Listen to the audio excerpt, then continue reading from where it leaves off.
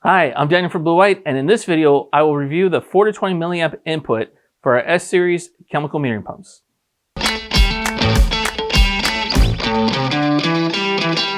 4 to 20 milliamp input is used to remotely control the pump with an incoming 4 to 20 milliamp signal by setting a range of milliamp input signals to a given motor speed, flow rate, or RPM.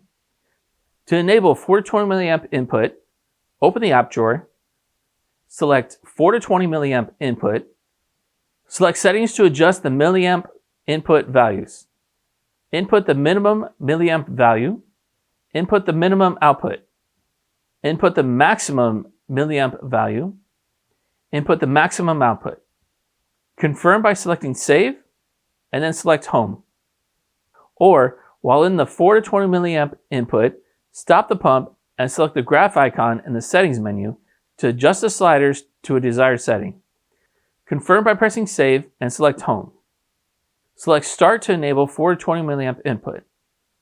Note, the output will match the pump's current setting. To change it, start the pump, press the green output bar until the desired output is displayed. Stop the pump. Select Settings to adjust the desired output. Note, 4 to 20 milliamp input will not operate in remote mode.